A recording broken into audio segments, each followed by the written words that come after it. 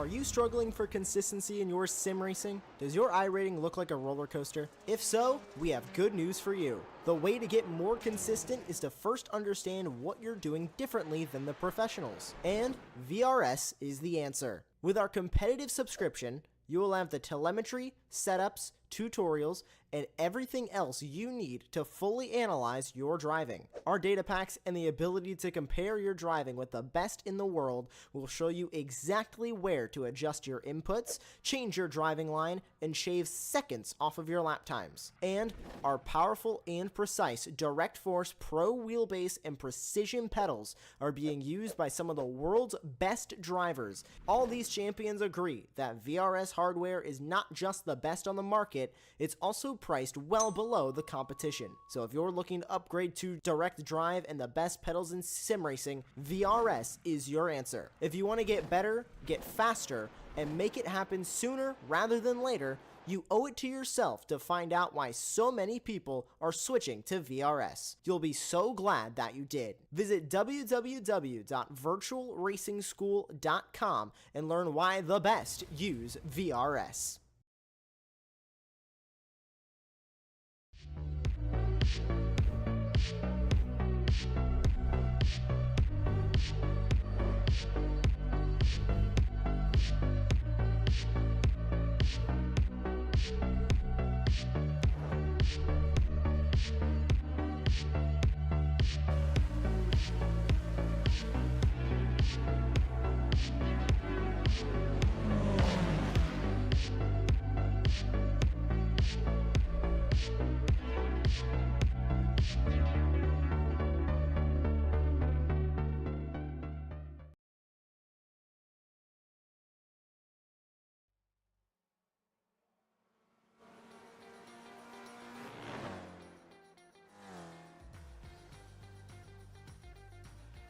Well, good afternoon, everybody, and welcome back to a brand new season of the Spec Racer Ford Weekend Warriors. From now through the rest of the summer, we've got 12 weeks of great racing action in front of you. My name is Ron Mullins. Alongside me in the commentary booth is Charles Bichelle, and in the virtual production hall we have our old buddy Samuli Kumo. And for this broadcast, we also have a special guest joining us in the commentary booth, that being Tam from Argentina, who's actually Jim Brewster's sister. Today we're at Lime Rock Park in Connecticut to kick this season off with a Ray Esports Lime Rock 60 presented by Megan Overstreet and Paddock Motorsports. And this track is really a great one to kick this season off. Firstly, it's a classic, but secondly, these cars really put on a great show regardless of where we go. So Charles, to pass this off to you, how do you expect this race to be? Yeah, you're absolutely right. This is one of the free content tracks that you get, and so it's usually one of the first cars that one of the first tracks you'll race. In iRacing, once you get out of rookies, you'll be doing a lot of racing here in either Spec Racer, Formula Ford, maybe even some Ferrari Challenge, and so yeah, it's a great track. We're doing the layout with the west chicane, so the second chicane, as opposed to the first, so that should give us a nice run up the hill, which is a little bit of a challenge because the cars will get light. And yeah, it's going to be a fantastic race, and looking forward to it as always. Let's just get this season started off right, and it's good to see that we've got a nice sponsor with Paddock and Megan Overstreet for today's event. And we're going to have some wonderful partners all throughout this season. And our partner for this broadcast in the commentary booth, as I said earlier, is Tam. And Tam, you and your brother Jim have had a whole lot of experience watching races here at Lime Rock over the years, and also having your dad participate in them many, many moons ago. So you being the Lime Rock expert here on this broadcast, just give us your thoughts on this track and what we could expect from this evening's race. Well, I'm not sure what to expect about this evening's race, because you get the weekend warrior races are always just so great. And I have to say that my perspective on the track is about the perspective of a 5, 6, or 7-year-old, because my older brother and I came here when we were kids with my dad. When my dad would participate in the races with an Austin Healey back, in the late 60s and early 70s. So. I can't say that I'm an expert, but I do have some history maybe on the track. And luckily, as kids, we were allowed into the pits and sort of to be around the cars and the drivers. And I think, for one thing, I'm a huge fan of the cars from that era, which were all sort of like a nice set of cars. And whatever, for a small kid, being able to, be in on just little details like, we had chores like holding dad's glove and helmet, or putting the masking tape over the headlights, because my father would actually drive the car to the track. And as Jim reminded me, even during the later years, it's like there weren't many people who were still driving the car to the track. So it definitely had a very amateur, or just, just that kind of a grassroots feel to it. And most of the drivers knew each other because, we were there on a fairly regular basis. So, and actually, I forgot to mention that the whole, the park part of Lime Rock Park is for real. So everybody just sitting out on picnic blankets, we spent most of our time either on a picnic blanket in the pits or in the timing tower. We did spend a whole lot of time in the timing tower too. So I have to say that it's all, really, really fond memories. And, and back in the day when everything was, stopwatches and sort of probably a whole lot less digital than things are today. So a lot of the things may not apply right now, but it sure makes it, something that, that's close to my heart and always has been. So I've really enjoyed being able to watch, and whenever the races are run on Lime Rock, I just love it because I just feel like I know the track. There you go. That's got a lot to do with it. Is I talk about, we've had a couple of races during my stint here at Barber, which I'm at frequently. I'm out there every time there's cars running around the track, and it's just, find my favorite pine tree and pull out my chair and sit down and just watch the cars race. And it's a blast, and it's a throwback, right? So it's, when you're talking about these cars now that are basically kit cars built to spec. So everybody, obviously the spec racers are not road going cars because they don't have headlights or tail lights or any of that. So it's a completely different world when you go back to the Ford versus Ferrari days, when you're driving the car to the track and taping up the headlights and then running your race and running a clean race so you can drive your car back home. So that's the whole goal of the weekend, is just to go out and have a good time. And that's really what started motorsports in general. And then going forward, it's just it's grown, and it's grown exponentially. But there's still that grassroots with cars like this, that grassroots feel to it. Yeah, I think it being both my father's birthday and Father's Day, we have been talking to him, and Happy Father's Day for everybody out there. And I think I didn't realize this maybe as a kid just because of being oblivious, but I'm sure the extra part of the thrill for him was if anything happened to the car on the track, I don't know how we were going to get home. Exactly right. So we'll just jump back in. We're about halfway through qualifying. This is a solo qualifying session. A little bit of a change of pace because of the track. Normally it's an open qualifying session, but today solo only, 4 lap. Fastest lap gets your time on the board. Jason Green with a 59.75. And I actually did a few laps here and I wasn't close at that time, so that shows me I needed more practice. But Bobby West in second. Megan Overstreet jumps up to P3. Still tight at the top of the board. It's all the way down. You've got 21 cars within a second of pole. So it's going to be another one of those races where it's pretty tightly packed from top to bottom.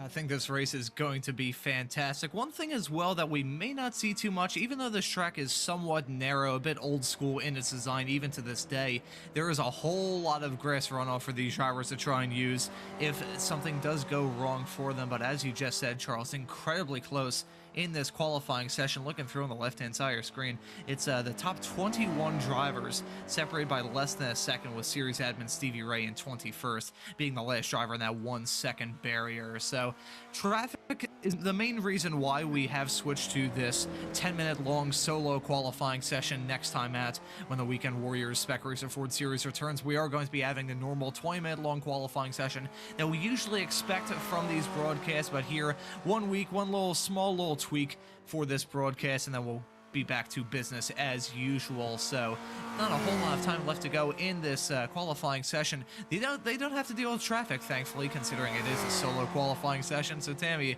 trying to unlock some memories of your time coming here as a kid. How bad was the traffic just getting in and out of this place? Because it's not really the most well-populated area of the Northeast, if we're being honest. Not quite, right. No, even then it was like going to a nice small town. So it was also, I don't know, it's just like a nice place to go for the weekend. But I do remember that, yeah, getting in and out, getting on the way in, it wasn't that bad. But I do remember once all the spectators and everyone was there on the way out, it did tend to be slow. So I think we kind of like tended to take our time and not leave right after the races and just kind of let some of that traffic lean out. But the little town of I think it's Sharon, Connecticut, right, where it is, was the next town now. Okay, Jim is telling me there is a town called Lime Rock, but yeah, definitely nice little, quaint little towns. I was just going to use the word quaint in terms of describing this track. It is a very quaint area of the country. I wish I could visit at some point because everything I've seen over the years, it looks like a very nice part of the country. Yeah, it is. And I'm kind of in like northeast. Oh, sorry. Right. No, even it is the northeast. It would get hot, and I do remember, and the weather being hot, and I do remember how my dad was just pretty much poached once he would finish the race because of the no-make suits. I mean, it just seemed like it was just like, wrapping yourself up in foil and throwing yourself into a microwave. Yeah, I think there's different levels of hot because I'm sitting here looking at my thermostat on my computer and it's 101 here.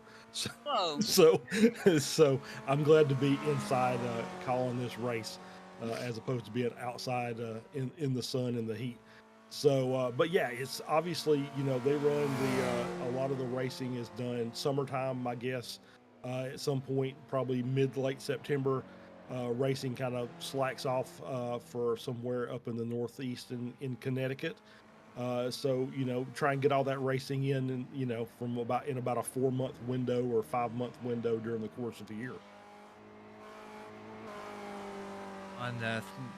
On the subject of kind of weather and all that stuff, I think we're going to be hit with a pretty big heat wave across most of the U.S. in this upcoming Friday in the city of Philadelphia. It's going to be 97 degrees, so thank God I'm going to spend a vast majority of that day inside.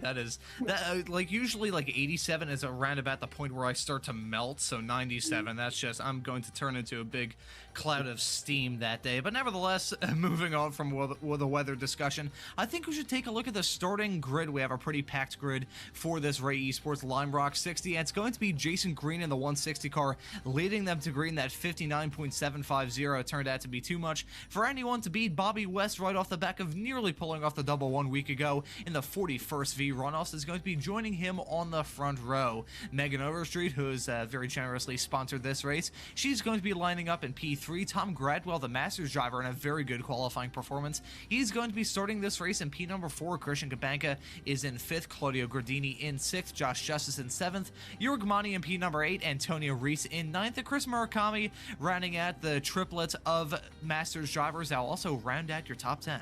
Yeah, Andrew Love starts in 11th, the head of Spec 2, Arnis Jurcevic in 12th, and we roll down to Alce Pleva in 13th, Paolo Brim in 14th, Daniel Wood in 15th, Paolo Tempera in 16th, Josh Wilkie in 17th, Jesus Rodriguez in 18th, Brad Cathcart 19th, Stephen Healy in 20th, Stevie Ray in 21st, Jason Grider in 22nd, Anthony Hayes, a newcomer here, in 23rd, Ignacio Toruso in 24th, Gary Wolbolt in 25th, Russ Telker in 26th, Fabio Oliveira in 27th, Wayne Buttermore in 28th, Joaquin Effinger in 29th, Jason Perry in 30th, and not setting a time. And the last two drivers, Bob Kern and our good friend Jim Brewster, who is sharing his headset currently.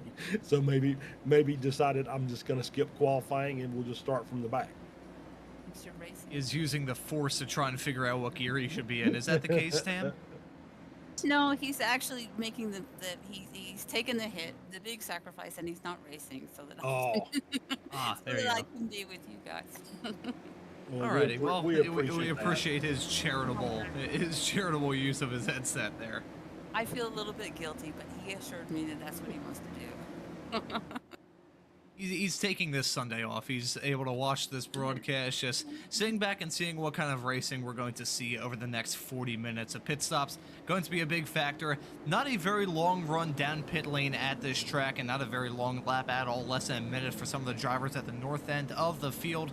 This is going to be a race unlike one we've really seen from the past 2 seasons of the Spec Racer Ford Weekend Warriors Championship. A very short lap, a whole lot of room to try and overtake, but also a whole lot of room and a whole lot of opportunity to make a mistake if you're one of these drivers going for maybe an ill-advised move, maybe into turn number 1 on lap 1. We'll just have to wait and see what this race has in store. That Porsche pace car has made that turn to go down pit road. The field is now in the hands of Jason Green, who's going to be leading them to green. The green flag is out and the drivers are on their way, and that is an incredible jump from Jason Green. He's going to be leading them into turn number 1. Megan Overstreet looking to get a move done on Bobby West into turn number 1 of Big Bend. Very, very close between those two, but they single file out throughout a vast majority of the top 5. But Green already pulling out a little bit of advantage as they head through the left-hander of turn number 3 right now. All these drivers taking a little bit easy at this early stage of the race. They're like, hey, we got 40 minutes of racing action in front of us. We don't need to risk it for the biscuit so very early on into this race.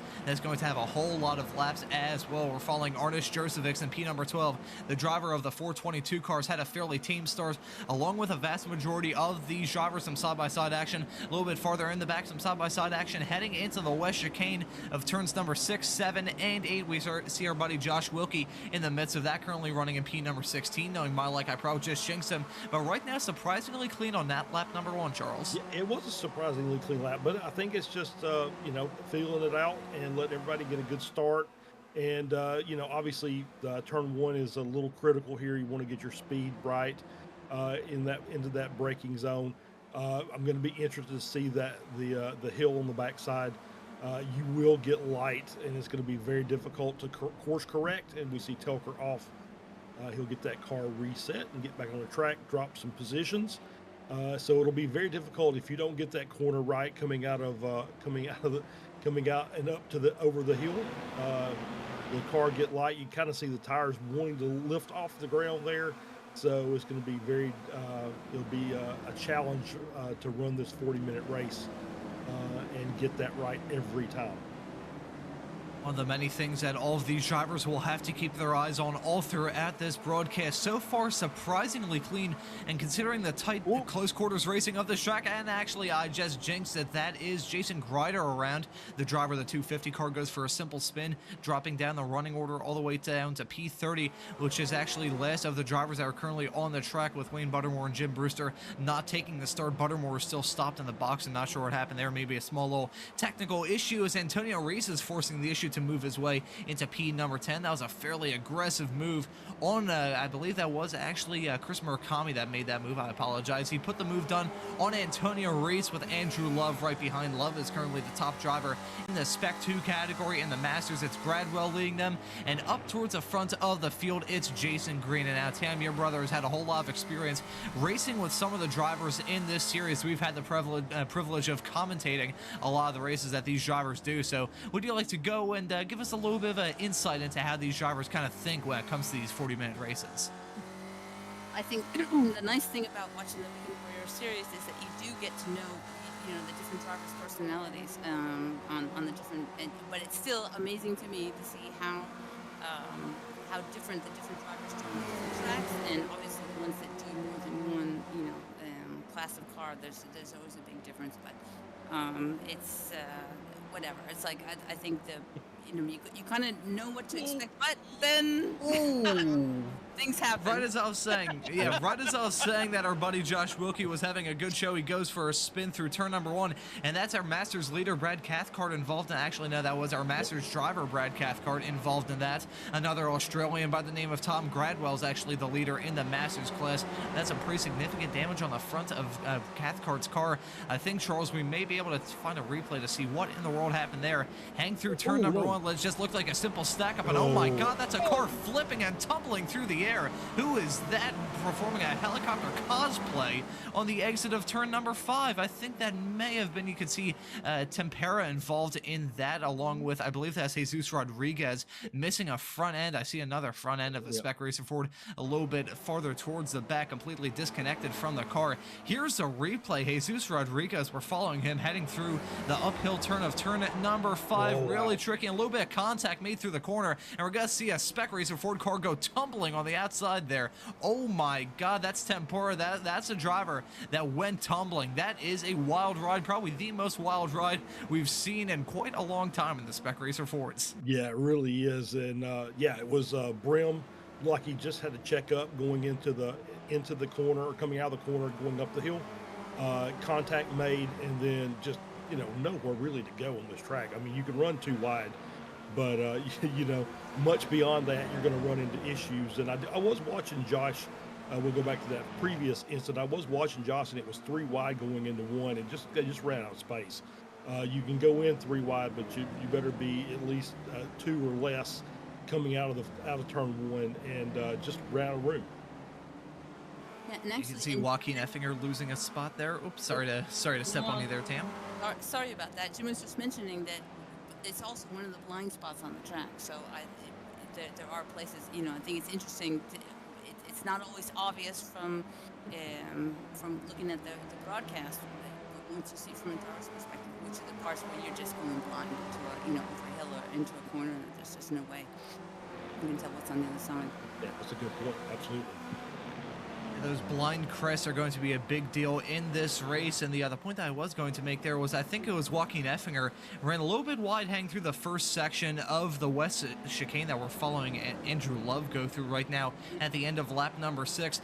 That's a really tough corner, because if you get that wrong and go a little bit wide hang through the second part of it, you're going to have a disastrous exit coming back down the hill around the final corner and onto the front straightaway, which is the longest flat out blast by a country mile on this circuit. Antonio Reese coming in for a shockingly early stop, so I'm not sure what kind of strategy call this is from Antonio Reese, because I don't think he'd be able to make it on gas to the finish. As Joaquin Effinger, right as I was talking about him, through that west chicane, I think he has spun on corner exit and has hit that inside wall right before the bridge, so I think we'll be able to find a replay to see what exactly happened to Joaquin Effinger. Maybe had some assistance taking an interesting line hang through there, it must be said, and maybe a little bit of contact on corner exit. No, it wasn't. He just lost it all by his lonesome, got on the power a little bit late in that curb as well, playing a role in that accident. But Joaquin Effinger not having some good luck hanging through the west chicane, that's for darn sure. No, and Joaquin is one of our Esports Tuesday night drivers that's came over and has joined the Weekend Warrior Series. It's going to be a good safe racer. He's going to run. He'll compete and run his best. And but yeah, that's just, you know, lime rock curbs, and just try to get on the throttle a little bit too hard, and loop the car around. Luckily, no major damage to anybody else. And going back to Antonio Reese, it's a little early, but you know, the short track, maybe that's right at the edge of the pit window. I don't know. Normally, we would see the league organizer Stevie Ray as our first guy in. So if Stevie hasn't pitted yet, then maybe that's a little early. As we see Cathcart coming in, he'll come in and get his damage repaired and get his fuel a lap later. And so maybe now is when we'll start seeing our early undercut pitters coming in. That's an interesting call from Antonio Reese. That could work, however. We'll just have to see how the traffic game develops throughout. Oh my god, we got big crashes coming down the hill. I see Jorg Mani involved in that, along with Josh Justice. That was a major conundrum coming under the bridge and nearing turn number 9, the final corner on this lap of Lime Rock Park. And here is a replay of what happened there. That's a big point of drama, and this is it. Jorg Mani right behind Josh Justice coming out of that corner. I think Justice may have looped it there. No, he had a big sideways moment and overcorrected into the path of Jorg Mani, and poor Jorg Mani. We mentioned bad luck all throughout the last season here from the Weekend Warriors Championship, and yet again Jorg Mani getting struck by another falling anvil. Man, Tammy, if he didn't have bad luck, he would have no luck at all. So unfortunate to have that happen less than 10 minutes into the first race of the season. Yes, and he's one of the drivers that had always done so well, so consistently. It seems like if anybody had to get stricken by such a weird streak of bad luck, it's just so weird that it would have to hit him. But it does seem like that it's that part of the track coming out of the chicane is just going to be a trouble spot to the whole race, because that's just Yeah, absolutely. It definitely looks like it. Yeah, Justice, same issue that I think that Effinger had, except he just overcorrected the car and came out as a different direction. And yeah, it is Monty, talking with him, he's always so upbeat, always wants to just drive as hard as he can go. We've talked to him about fuel saving as we see Stevie Ray come into the pits. So I think now maybe we've got a few guys that are not quite going to make the end, but we'll see. But Jorg, he really doesn't care about championships. He just wants to go out and race. Obviously, when you have 4 or 5 races in a row where you're just getting, crushed through no fault of your own, it probably will weigh on you a little bit. But I think he's just one of those guys that just likes to come out and drive. This is his Sunday evening of being in Switzerland, so he's just out enjoying the competition as we see Oliveira resetting himself after a spin. And I think we're already seeing lap traffic. Oh, sorry, Tam. Sorry, no, go ahead. And I was just going to say it was interesting to see that Josh Justice take that spin, because it's always interesting to me to see the guys that overlap between real life driving and the sim racing. So yeah, but you're right about the lap traffic. Go ahead. Yeah, the lap traffic has started playing a role in this race. I'm curious, Amelia, is it okay if we can pull up the track map graphic to see where exactly all these drivers are on the racing circuit? Not a whole lot of room for these drivers to run or hide. Really, I think the biggest gap is between the P16 runner of Russ Telkler and all the way up to 15th with Gary Wohlbolt. That's only about 12 seconds. So around this whole lap, there's barely any window. That's a big factor when it comes to the battles that we have all throughout the field, whether it be the battle for the lead between Jason Green and Bobby West, which hasn't really heated up. However, they're still separated by about less than 0.3 of a second, teetering around 1/4 of a second, hang their way into turn number 1 to begin lap number 12. But also plays a big role in all the battles we have up and down the running order. And then when it comes time for the pit stops we have later on this afternoon, that's going to play a huge role. It's little room to run or hide around here at Lime Rock Park. So Charles, do you think these drivers may, I'm sure they have, I think they do have like software to figure out where they would exit out on track, and with the pit stops being short around here, they're definitely going to be putting that software through their paces. What do you think? Yeah, absolutely. They're going to try and work their way where they come in for the pits.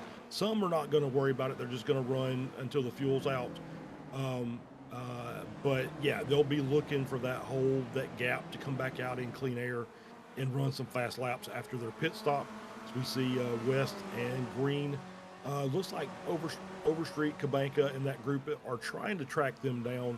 But we'll see if lap traffic starts to play a role in the gaps between these little groups of cars.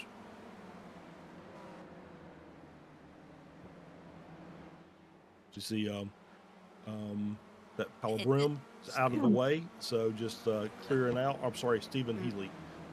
Clearing out, letting the front 2 go as they're working their way out of turn 4 or 5, headed down this little short chute to get to the corner and head back up the hill. Healy doing a good job of just running his race, but not interfering with other races. So now he's going to have to do that again. Looks like this next group with Overstreet, Cabanca, and Gardini, Pleva, Gradwell are going to be able to catch him on the front straight, so he should probably make way for them to work their way through as well, and then they can continue their charge forward. And Tam, you are a fan of Megan Overstreet. We were talking a little bit before this broadcast started, so is it nice to see Megan Overstreet running in P3, at least for now, considering how close Cabanca is to the back of her? Yes, it seemed like she was a little bit closer to the front 2 cars until that traffic started and becoming an issue. But it is great to see her running. She's usually up in the top end of the order. So yeah, it's great to see her run. And it's also nice to see that she's sponsoring this race as well. So that's added brownie points for Megan Overstreet. Yes, wonderful. That's terrific. Yeah, but of all the drivers that you probably don't want behind you pushing you, Christian Kabanka is probably one of those guys. He's just blisteringly quick in the spec racer. He's going to keep her honest, and she's not going to be able to make a mistake because otherwise he's going to capitalize on it and just go right by her. Just have to see what Kabanka can do, and we'll see. Maybe these drivers eyeing some pit stops here in the not-too-distant future. I thought Kabanka was maybe trying to do something like that as Kabanka actually dropping back. Maybe he picked up a slowdown, possibly, because he just lost a whole lot of time to Overstreet and actually allowed Gardini to get past, and that's a big moment hang through turn number 2. You can see Fabio Oliveira involved in that as well. I'm not sure who the other car was involved in that incident. That was Paolo Brema, possibly. You can see him stopped in his pit box, but you can see Oliveira very, very slow on the inside of turn number 3, the left-hander. So I think we'll probably try and find a replay to see what in the world happened there. And through turn number 1, I think that may have been just a small little bit of lap traffic confusion or maybe just some kind of miscommunication. What do you think, Charles? Yeah, I think that's probably it. It's just a little bit of miscommunication with the lap car coming around. As we'll see here, you got Oliveira coming down into turn 1. He's got the leaders behind, working their way to the inside. I just gets Bobby West got involved in that. He did. Yeah, he got in the grass with the left rear tire and lost the rear end of the car and just turned the nose right back into the path of Bobby West. As we see Overstreet now going wide as well. Oh man, did they put like banana peels down at turn number 1? This is the second off that we've had there in just as many minutes. You can see the temperatures here in iRacing, 113-degree track temperature. So maybe these drivers starting to feel the burn, literally and metaphorically, feeling their tires start to fall off a little bit. These drivers, they never switch tires. That'll just ruin their race, and they'll lose a whole lot of time if they do that. But maybe at a race like this with a whole lot of corners and really no room to rest if you're the tires on the Spec Racer Ford race cars driving around this track right now, maybe tire management could play a role in this race. Tam, you have experience. It had been not really something you're paying attention to, but is this track really hard on the tires from what you saw in real life all the way back then? Well, I have to say, way back then, there were extremes, and I do remember one of the races that they used to do that I used to love were team relay races. And I do remember one race, my dad pulled in with the Healy, and he was about to go out again, and someone mentioned that there were cords showing on his tires, that maybe it wasn't the best idea. And one of his teammates at the time was a guy named Art Holt, who was running a Formula V. So my dad squeezed himself into his friend's Formula V, which he had never driven before. Had a good finish on the race, but yes, in that case, tires did come into it. Yeah, there we go. That seems like one heck of an experience. That is a very chaotic afternoon to go from one car, cord the tires, then move on to a Formula V, which had to have been a very interesting experience, to say the very least. We're seeing these drivers still running very close as it stands at the moment. There's some gaps developing, it must be said, with Green and West still separated by less than a second, and about 1.4 separating themselves and Megan Overstreet, who still remains in P3 even after that mistake. Christian Kabanka is about a second behind in P4. We've got a big hornet's nest of Spec Racer Ford race cars hang their way through turn number 1 and 2. Alice Pleva, who impressed last season, I believe he did take a win at one race last season. I forget exactly what track it was at, but Pleva, the driver from the Czech Republic, seemingly impressing right now, running in P6 and has not a whole lot of time between himself and Gardini in P5. So Pleva, maybe a driver that we need to keep our eyes on, Charles. Yeah, absolutely. Yeah, he had a really good season last season. As you said, got a win during the year, and he's looking to see if he can get that move done around Gardini. No such luck there going into the chicane. But yeah, it looks like, I'm not sure, I think Wes is doing a pretty good job of maintaining his pace, so maybe not too much damage to the front of his car from that incident earlier. So he's being able, see a little bit of damage on the left front, but able to keep pace with Green. Obviously short track, not a lot of draft help, so it's just going to be about or would say not draft help, but aerodynamic damage, where if you crunch the front of the car, you're going to lose just tons of time. So he's doing a good job of just maximizing his laps and keeping pace with Green. Until we're about halfway in now, so we'll be looking as we see replay here with Stephen Healy coming down into the final corner. Got to get this right. A little bit of curb on the inside. And Coming into the pits. Coming into the pits. Oh, maybe a little We're too not. fast. Ooh, Yeah, just never couldn't get mind. the car slowed down, and so reverses. Oh, that's got to be careful with the reversing. Otherwise, you will be disqualified by iRacing, and there's nothing anybody can do about it. So, manages to get into the pits, and is that his second stop? I believe it is. It is his second stop. So, getting some damage repaired, and we'll try and get back on the track and run a few more laps before it's done.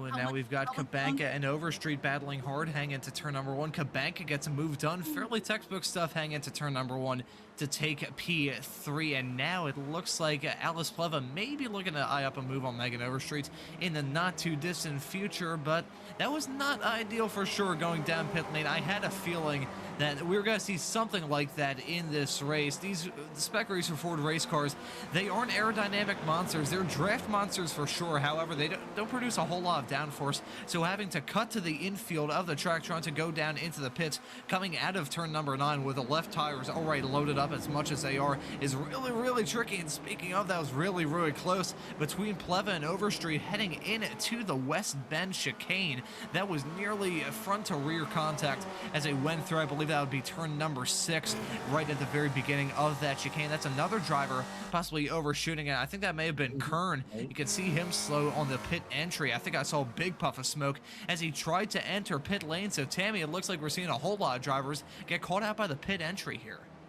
Yeah, how much longer do you think before they have to pit? Because we're getting close to the end of the pit window, right? Yeah, normally well. these cars run to about the 31-minute mark, and it really is kind of track dependent. The more the bigger the track, the less they can run on their fuel. So these short tracks, generally you can go 32 minutes or so. Okay. With people like Overstreet, who now is kind of in this pack, Pleva and Gardini, that have just been kind of trailing cars. Obviously can do a little more fuel saving, so maybe can actually stretch that out even more. Guys up front like Green and West. West is probably doing a pretty good job of saving fuel. Green obviously is not going to be able to as much as he would normally like. So I think that's where we're going to be looking for, is that last, around the 32-minute mark before everybody's got to come into the pits. Yeah, the 5-car pack is really drafting well together. They really are. Down the straightaway was pretty impressive, and I'm surprised that Pleva trying to push so hard right entering the chicane is kind of a daring place to try and gain. Yeah, the bump drafting works, but obviously there's corners that you don't need bump drafting in sharp corners or in braking zones, things like that. But yeah, you get on these straights, as you see Pleva looking down to the inside, see if he can make a late braking move on Overstreet, side by side, and they managed to. Good catch by Megan there to catch that car before she went around. So kind of held Gardini up a little bit, so he's kind of dropped back, but he should be able to draft back up to the back of this group again. See Overstreet moving to the defensive line and just letting Pleva go. So you know what? You want to be up there more than I do, so you go right ahead. Probably a smart move. Patience.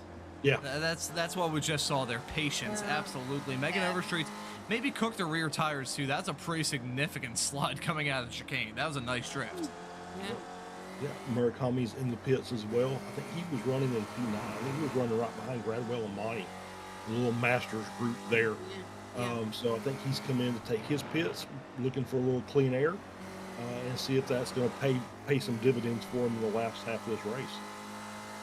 Masters band is breaking up already. You'd love/hate to see it if you're some of the drivers trying to make some inroads here at this track with a pretty close field, it must be said, pace-wise. Maybe these drivers are trying to go for some off-the-wall strategies just to try and make up as much time as they possibly can. I will say we're following Tom Gradwell, who, as things stand currently, is our leader in the Masters category, but Yorkmani is right behind those two, separated by about 2 seconds going on to the start-finish straightaway to begin lap number 24. But I'll tell you, Tam, after that moment that Jorgmani had with Josh Justice earlier on in the race, the fact he's still running P2 in the Masters category and P8 overall is very impressive. What do you think? Yes, he's made up. I don't have the usual order to see what's going on, but yeah, he seems to have made up a good amount of time and seems to be going strong. And I don't see where Antonio Rice is in the order. He's in P16 right now, P4 of the Masters. Oh, because he's made the pit stop, right? He made the early pit stop. Sorry about that. Yep. Okay. There you go. So did he get enough gas? That's the thing. It was so early. Yes. Yeah. That's the question. Did he stop too early? And is he going to be able to finish? Obviously, running by himself, he's not helping himself as far as being able to fuel save any. So we'll see if he's gonna, once he catches up to Perry, if he can just kind of if he's going to draft off of him, or if he's just going to try and pass him. So we'll see what his strategy is over the next few minutes here. It'll be interesting to see how all of this shakes out with all these drivers, and I'll bring up this while we still have the opportunity to do so.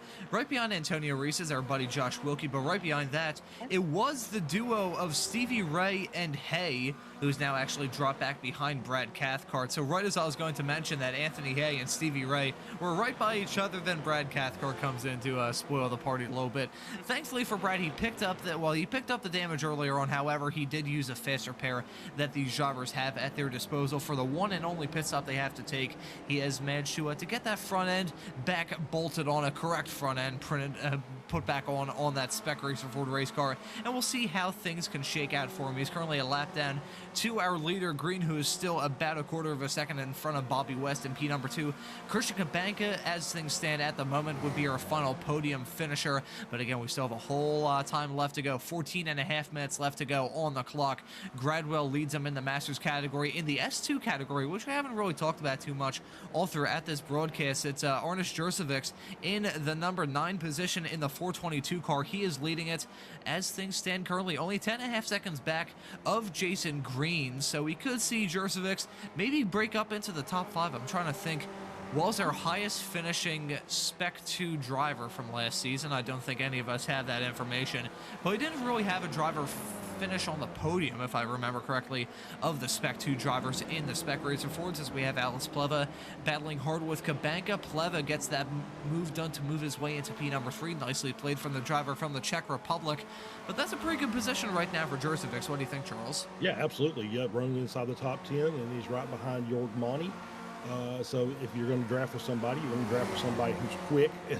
Obviously, Jorg is, as we see Pleva looking, just trying to be defensive there against Kabanka, taking that inside line down, getting close to turn 1 before he flares back out to make that corner open it up a little bit. So this group has been just kind of shuffling themselves back and forth, passing that lead spot off, and it's cost them a little bit of time. It dropped them about a half second with that pass that Pleva made over Kabanka on the last lap in the chicane. So they've dropped, the gap is about 3 seconds from Pleva to West. So looks like, I'm not sure, I don't think anything as far as maybe lap traffic is bothering them very much. Obviously it's not for the leaders. They've handled all the lap traffic very well. They've lapped everybody up to now looking at passing Stevie Ray, who is currently running 18th. So, and as I say that, now we've passed them, and now they're looking at Josh Wilkie, who's running in 17th. So, doing a great job of navigating that lap traffic, catch them in the right spot. See Wilkie just nicely done. Let the leaders go through, tuck back in, and try and continue his race and see if he can maximize his position as well. It seems like there's a lot of battling going on between Pleva, Kabanka, in that group, and every time they have to make a defensive move, it just seems they open up the possibilities to lose the next time around. Yeah, absolutely. Yeah, we see it week in and week out. Is once these cars start battling through corners, you just bleed time to the cars in front, and it just brings everybody else behind that much closer, and it makes the battles a lot more intense because now you've got more cars. So we always try to stress, or I always try to stress, you just want to stay in. As Pleva's decided he's going to come in and take his pit stop now. Okay, and Jim is here asking whether or not West has saved enough fuel behind Green to have a shorter pit stop. Even though Green is usually good with his pit stops. Yeah, Green is usually very good with his pit stops, but Right. you know, Green's not normally running out front, so Right. it's a little bit of a different situation. I'm sure he's trying to save as much as he can without allowing West to make a move into the corner if West wants to do that. So I know I'm going to say West is doing a pretty good job of fuel saving back there. Obviously, I don't think, as we said, with a short track, maybe not saving as much as you normally would on a big draft track. So, you know, maybe can go an extra lap, but we'll have to just wait and see because they're running. I mean, they're not running slow. They're, you know, the last lap was in the mid 1 minutes. As we see them both coming in now. They're both coming in at the same time. Yeah, that's an interesting call from them. I'm kind of shocked that Bobby West didn't try and stretch his legs out a little bit more and maybe go an extra lap or maybe 2 or possibly even 3. But with all of that, Christian Kabanka, this man has now inherited the lead of the race, trying to negotiate series admin Stevie Ray to put him a lap down compared to Kabanka. Now this is going to be a dogfight between Kabanka, Gardini, and Overstreet for what, as it stands currently, would be the podium positions. However, once Green and West got out of the way, West gets out ahead of Jason Green, so that shorter stop that we were talking about a few moments ago is going to help Bobby West take the inherited lead of the race. Very nicely played from the driver of the 89 car. I was kind of thinking when it came to that fuel strategy and that fuel saving game, I wonder how much Jason Green was getting a sort of help from the drivers he was putting a lap down, because he's had to lap a whole lot of people. I mean, it was Josh Wilkie, our buddy Josh Wilkie, running in 17th. That was the first car 1 lap down, so we had to lap a whole lot of people in the opening stage of that race as Kabanka has now pulled in. So Kabanka breaking away from Overstreet and Gardini and going for a different strategy, but he gets it all kinds of wrong on pit entry. Clipped that barrier, I believe, but either way, that's going to be a huge time loss for Christian Kabanka. Gradwell, Monty, Jurcevics, Love, Wood in as well. You can see a flood of Spec Racer Ford cars coming down pit lane, but Kabanka with a massive mistake on pit entry. That is going to cost him big time. We're going to take a look at a replay to see York Monty's perspective of this. He was one of the first cars to see Kabanka's stopped Spec Racer Ford race car on pit entry. Yeah, you can see him there on the outside, and nearly made contact to the back of the number 909 car right in front of him of Tom Gradwell. We nearly just saw 2 Masters bang into each other on pit lane. Thankfully, they avoided that, but Kabanka losing a whole lot of time. As it stands currently, he'd be 14 seconds back it'd be 14 seconds back of our provisional leader, Bobby West. So that is a huge mistake from Kabanka. Yeah, it's a massive mistake. I think you're right. I think he did clip that barrier, but obviously was really hard on the brakes trying to get the car stopped and not lose any time on pit entry. Tried to maximize his pit stop and just clipped it and ended up spinning the car and almost took Gradwell and Monty out for good measure. As he was trying to get his car reset. So that's going to be, you know, probably him, you know, he's fast, but, you know, we're so late in the race. I don't know how many positions he's going to be able to make up between now and the end with only 8 minutes to go.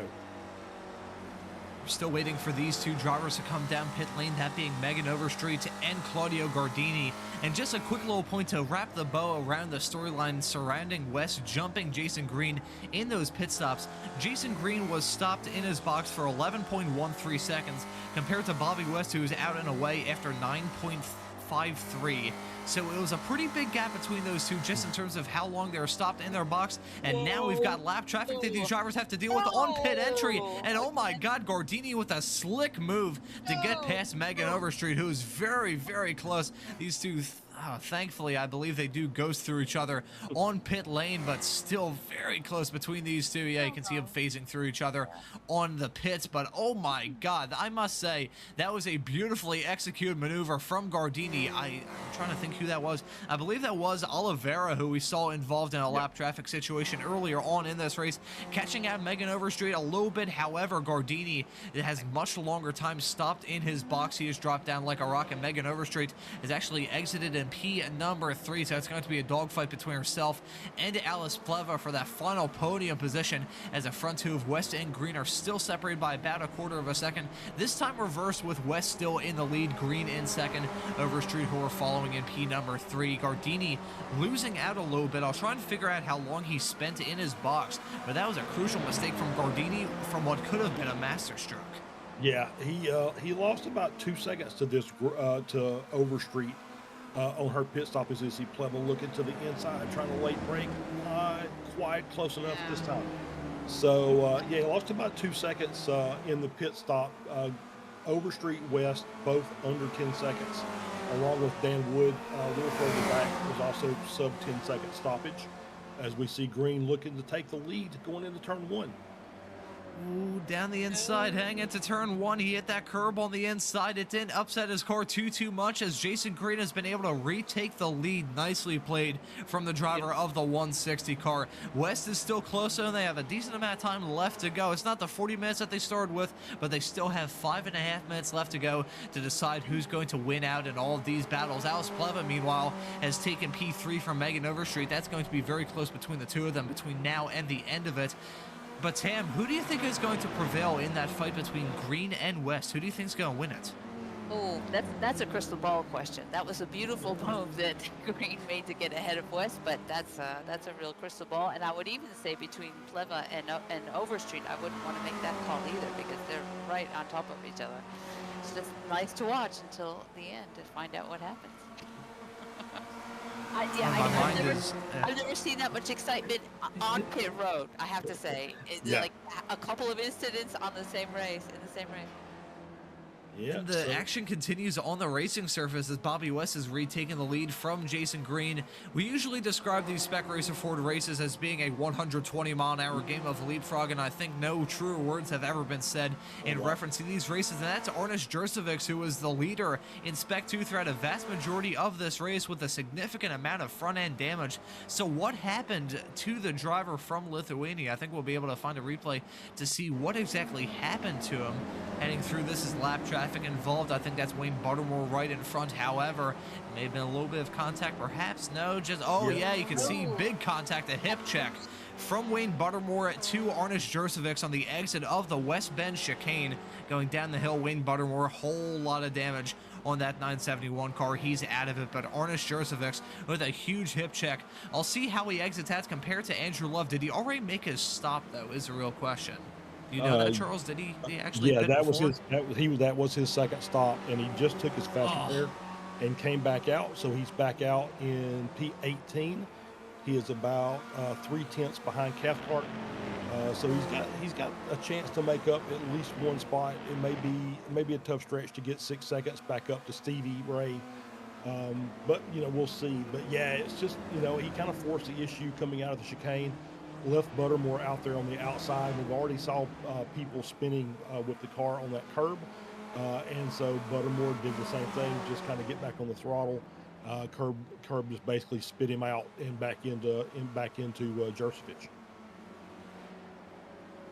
That's still got to sting, though. That is absolute heartbreak for Jurcevic. He's dropped down the running order, now running P3 in the Spec 2 category. Andrew Love, he is going to be incredibly happy, along with our buddy Josh Wilkie here on Apex Racing TV, our colleague here on Apex Racing TV, as he's inherited second in the class. Meanwhile, Josh Justice battling hard. This is between himself and Perry, and weaving all around the track, trying to find any way to get past. This is a dogfight between these two. Not a whole lot of time left to go. Less than 3 minutes left on that 40-minute long clock. So Jason Perry and Josh Justice trading blows like it's going out of style. Justice still racing hard, which is a little bit surprising considering what happened between himself and Jörg Monty earlier on in this race. What do you think of the action that we've had thus far, Tam? Amazing, and I love that when there's such hard battles anywhere in the pack, anytime during the race. It's just great to watch. It's been great to watch so far. I'm sure you've enjoyed being here in the commentary booth. No, it's great. Yeah, you've come in for an absolute barn burner. We still have a whole lot of stuff left to be decided as Russ Steckler blinking in and out, briefly being abducted by a UFO heading out of turn number 3. So hopefully that doesn't affect Perry or Justice as they're trying to lap him. This is very tense stuff. And speaking of very tense stuff, Green and West are still battling hard. We have about 2 laps to go for these drivers to decide who's going to take the first checkered flag of this Spec Racer Ford Weekend Warriors season. Green, he's led throughout a vast majority of this race. He grabbed the double pole, grabbed the pole in the Formula Fords and started from the pole here in the Spec Racer Fords. It didn't work out for him too well at Oulton Park in the rain earlier on this afternoon. However, he has a fantastic shot to try and get some sort of redemption. Bobby West, meanwhile, he's racing with a little bit of aggression and swagger in his step. He nearly got the double last time out with the V runoffs, the 41st V runoffs at Daytona only 1 week ago. However, it was this man, Jason Green, in a very controversial accident, coming to take the checkered flag in the Spec Racer Fords that ended up costing them both of them a shot of victory. So maybe we could see a little bit of tension between these two drivers when it comes to this fight. You can see Green trying to get any sort of draft off that lap car a little bit farther up the road. They've taken the white flag now. It's going to be 1 lap to go around Lime Rock Park. 9 corners for these drivers to negotiate and a decent amount of overtaking opportunities as well. You can see Bobby West closing up a whole lot midway through the Big Bend. Bobby West has a whole lot of speed in that Spec Racer Ford race car of his. Jason Green, meanwhile, he is looking to hold on. He needs to hit his marks and try and build that gap a quarter of a second. You can see less than a car length separating the two of them going on to the Paul Newman straightaway for the final time. And Bobby West, he may try and force the issue here. He's like, hey,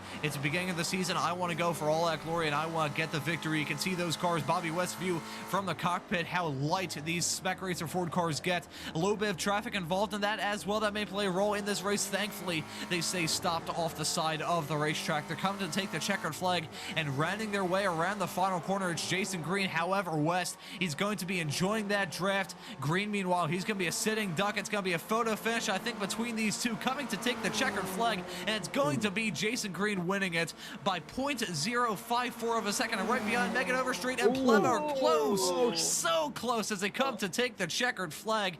And I think it may have been Pleva. Our live timing screen's a little bit glitched. I think it would be Pleva, but it's marked as Overstreet finishing in P3 despite being farther back of Jason Green, our winner, than it was for Pleva. I think it was about 0.02 of a second separating those two. That's very bizarre. Overstreet at 0.5684 and Pleva at 0.5680. So I think that, I mean, regardless, it's incredibly close between those two after 40 minutes of heart-pumping racing action.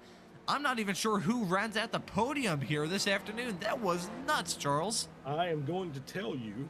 So just pulled up the iRacing results, and it is Overstreet by 3 milliseconds over Pleva to get the final spot on the podium. And then it was a very, very tight battle as well with Gradwell and Murakami on that last lap. But there was contact made somewhere. We might have to go back and look at that. Yeah, crazy last lap, but a fantastic race.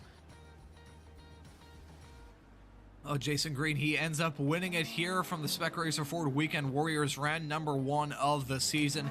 We've got a fantastic season of races in front of us, and we got some fantastic donuts as well from Jason Green. Thankfully, he's not going for the jump. There is no jump to take here at Lime Rock Park, so he's just treating us to some nice donuts down the Sam Posey straightaway. Oh my God, that's Andrew Love coming in for the kill. What in the hell happened there? Jason Green tumbling. Right as we were saying that we wouldn't see Jason Green tumbling, we see a 14 bajillion G impact between the two of them. Andrew Love coming in. That was like a scene from like a Call of Duty video game. That was absolutely insane. Oh my God, we nearly had a double. Oh, what in the world happened there? I think that was Jason Perry. It looked like he just hit an invisible wall, at least from my perspective. It looked like he just came to a sudden and very violent stop after hitting nothing. Some strange stuff going on here after the finish, so hopefully those escapades after this race was all said and done have not spoiled your experience, Sam. But here's the results. Jason Green ends up winning it. The gap between those two, only 0.048 of a second after 40 minutes of racing action. You always love to see it here from the Spec Racer Ford Weekend Warrior Championship.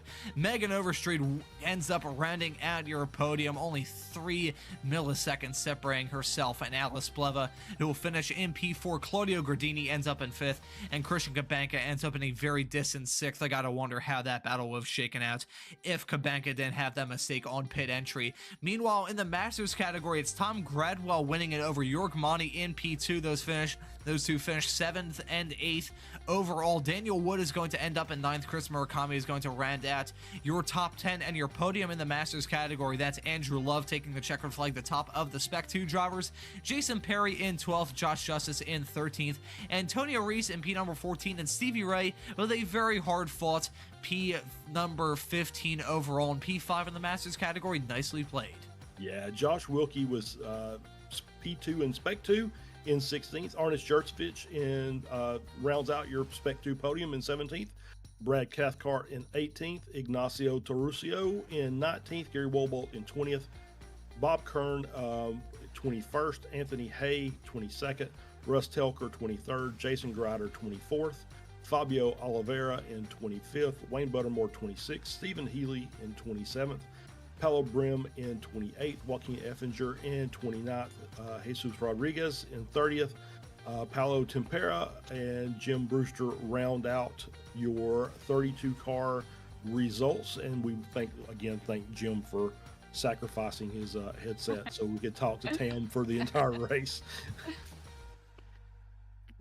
And Tam, I think we'll let you get a word in with some of these drivers in just a little bit. I think first we'll bring in our winner after 40 minutes of heart-pumping racing action. We'll bring in our winner, that being Jason Green. We'll drag him up here into the commentary booth. Have a quick little word. Jason Green, congratulations on the victory. Our commiserations go out for the injuries that you probably suffered after Andrew Love came in for the kill while you were doing the donuts. But how was it in that race? Oh, that was so good for Andrew. I was not expecting it. And yeah, just in the middle of a donut, cars goes flying and upside down. Oh, that was so good. But yeah, that was a really difficult race. I thought Bobby had me because he was just sitting behind, saving his tires and saving his fuel. So got super lucky that I came out of the pit stop in his draft. And yeah, it was a good battle. Yeah, so we usually see you get very good fuel mileage, but as Charles pointed out, you're usually enjoying the drift a lot. So being in that clean air all throughout the race, how badly was your fuel mileage hit with that? It was pretty much exactly what I calculated for no fuel saving. So yeah, I didn't get to save any. I was mostly focused on saving tires because if you overdrive here and the tires get overheated, you're just the lap times will just crater. So yeah, mostly just saving tires, but that didn't save any fuel at all. Well, you managed it quite nicely, and I have to say congratulations on both the victory here and after what happened at the end of the Formula Ford Weekend Warriors race earlier on this afternoon, and what just happened a few moments ago while you were doing the donuts. Congratulations on probably making it onto the Apex Racing TV Instagram account when they post the Strange Moments highlights in a few weeks' time. So, speaking of a few weeks' time, in 1 week time, we're going to be heading off to the Nürburgring Grand Prix circuit, I believe. So how do you think that race is going to be in a week's time? That's going to be very different from this race. It's a huge draft track, but all of the corners are super technical and difficult. So yeah, it's usually pretty wild there. Alrighty, well, Jason Green, thank you for the insight on how that race is going to be in a week's time. I think it's going to be one of two trips that we have coming up this season to the Nürburgring. So thank you for joining us in the commentary booth. Is there anyone you want to give a thanks to or shout out? I guess shout out to Megan for sponsoring this week, and yeah, shout out to Stevie and everybody in this league. Yeah, it's a very special group of people. So it's a pleasure to race with all of them every week. Alrighty, well, there you go. Jason, congratulations on the victory. Congratulations on making the Apex highlights reel again, and hope to see you next time at the Nürburgring. Thank you for joining us. Yep, thanks y'all. See you then. That was Jason Green, our winner from the Spec Racer Ford Weekend Warriors Races season opener. And Tam, would you like to have a chat with Megan Overstreet? That'd be great.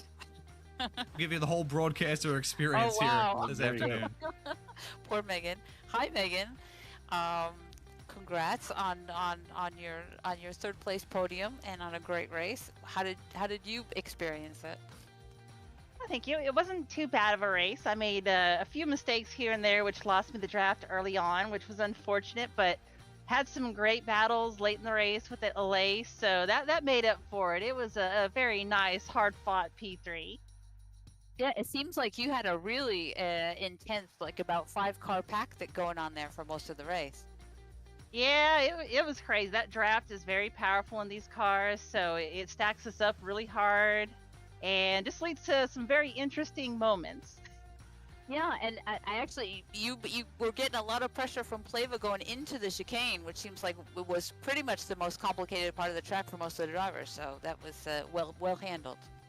Yeah, he seemed to be much better under the braking for the chicane. He was taking a much tighter line, but I was able to get the better exit out because since he was coming in so tight, he was going way too slow at the second apex where I was going faster, which let me pass him on that last lap. Right, that was terrific to watch. That was great. So I have a strange question. It's like I've mentioned before that I love the overlap of when the iRacing and the real racing overlap. So was it hard for you to get used to using shoes? Yes, it was. I asked them if we could certify my bare feet as SFI 3.3. They said no, you're going to have to wear shoes. So I said, okay, I'll wear the shoes. Okay. All right, well that's great, and I think it's so great that you're sponsoring the race. So, was that just something you decided to do, or is that something you've been thinking about? Oh, it's something I was thinking about since I owe Stevie Ray a lot, mainly because of a butterfly effect of him wrecking me in a Formula V race, which led me to the Weekend Warriors, which led me to the Ray Sports Racing League, where I won the award to drive the real life car with Paddock Motorsports. So without him doing that one official race where we made some contact and all that happening, I would have never probably got to drive a real life car. So I wanted to give him a big old nod of appreciation by sponsoring the first race. That is the coolest, full circle story, because I've heard about the second good part about you going for your license and everything, but I never thought that you would have an occasion to say thanks for bumping into me on the track. That's a terrific, full circle, really. Mm-hmm. And speaking of the real life stuff, in 6 more minutes, my first video on my YouTube channel will go live with Day 1, Session 2 of the driver's school at Waterford Hills. So look out for that. Fantastic. That's excellent. That's really, really great. We will check it out. That is great. All right. So I have to say what the guys always say. Have any shout outs or thanks that you'd like to give? Yeah, thank y'all for doing the broadcast. Of course, Stevie for putting on the league and everything. Everybody out there watching, my parents, happy Father's Day to my dad and all the fathers out there. We appreciate y'all so much. Thank you. Thank you. That was Megan Overstreet, not only the sponsor of this race, but also one of the competitors, and put on a pretty good show, if I do say so myself. So, Charles, would you like to have a chat with one of our Masters drivers, the Masters winner, I believe, that being Tom Bradwell? Absolutely. Let's bring Tom in here. Hey, Tom, congratulations on the Masters class win, P7 overall. Like you were in a pretty interesting battle there in the last half of the race with Murakami. Yeah, I had Jorg and Murakami breathing down my neck, and I got some screw over from some lap traffic, so it was pretty exciting there at the end. Yeah, the lap traffic played a bigger role in this race than I would have expected, but I think you did a really good job. And so, is there anything else you want to mention? Because we did not get as much time watching you with your battles. So, is there anything else in particular that you wanted to bring up during the course of your race today? Well, I have to give a shout out to Chris Murakami because he tried an overtake on me on the last lap, and we had a bit of door banging. So, I hope there's no hard feelings there. But he was trying the inside line on turn 1 and overshot. Mm-hmm. Yeah, I did see that. I did see where you guys were side by side and swapping positions on that last lap, and then next thing I know is he's 4 seconds back. So I'm glad that it was a little door banging and wasn't anything overly serious. So is there anybody you want to thank or give a shout out to before we let you go? Definitely Megan for doing the sponsorship. That was very, very good of her. And also you guys for your commentary. It always makes life interesting to come back and watch the race as a replay. I really appreciate it. All right, Tom. Well, congratulations. And since you're down under, we'll say have a great day. No, it's breakfast time. Yeah. All right. Take care, Tom. Cheers. I guess winning is the breakfast of champions after all. So Tom Gradwell enjoying some nice winning right at the beginning of today. So Yeah. I think we'll call it quits for well, not call it quits. We'll end off the interviews because I think I would just ask this question for one person. However, I will ask it for two. Tam, I mean, you usually watch these races here on Apex Racing TV, but here, being in the commentary booth, it may have been a bit of a different experience compared to what you're usually used to. So, what do you think of the race, and how was it out there? Well, how was it in here, I should say? Well, all I can say, it has been great, and I cannot thank you guys enough. It has kind of, I have to say, it does kind of like put me right back in the timing tower when I was a kid at Lime Rock. So it is, there's just something special about being next to the guys who are announcing the race, and it has been just great. And besides, it was an exciting race. With lots of sort of, you don't expect to see so many incidents in the pits. You don't expect to see, obviously, I asked about the chicane and turned out that, yeah, that's a nasty part of the track. It's not just me. So just, it has been great. And just thank you guys. Thanks to Stevie. Thanks to Megan. Thanks to Samuli. Really, it's just, to me, it's just such a great time of, of my week, every week to watch these. So being a part of it is just kind of like, just like a little kid with a new toy. This has just been terrific. Thank you so much. Oh, you're too kind, Tam. I think what we should do, this is kind of giving me the idea that to raise some money for the Ray Esports series, they should probably auction off my seat here in the commentary booth. I think that'd be kind of interesting to do that for the rest of the season. My seat, not you guys. Oh, well, Charles, so what do you think of that race? As Tam rightfully pointed out, it had a mix of pretty much everything we always see from these races. So final thoughts on the season opener? Hey, these races never disappoint. It's a battle from start to finish.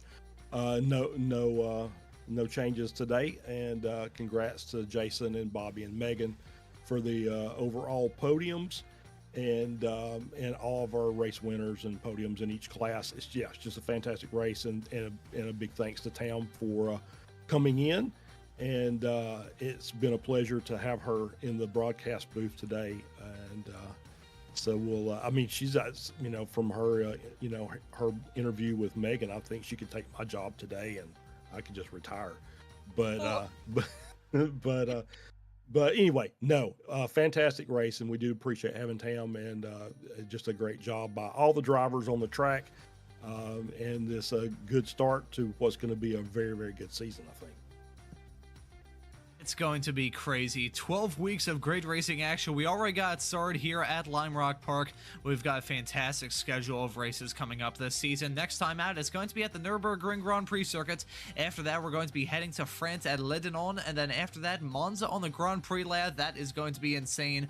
Ostersleben a week after that, followed by Mid-Ohio, Daytona on the road course, very similar to what we had in the V runoffs 1 week ago. Then we're going to be heading to Okayama in Japan, Zandvoort in the Netherlands, back to the Nürburgring, this time on the combined Nordschleife and Grand Prix layout. That is going to be insane. Then we're going to be heading off to Navarra, the new circuit here in the world of iRacing, and then Alton Park to round things off on September the 1st here of 2024. We've got some awesome action coming up for you here on Apex Racing TV, not only from this series, not only from the Formula Ford Weekend Warriors Championship as well, but everything here on Apex Racing TV. We have some nice action from the Rickmatech Sports Cars Championship coming up at Ostersleben this upcoming Monday that evening. Hopefully that race is clean. I say that because I do the officiating for that, and I'd like to have a quite calm Monday evening.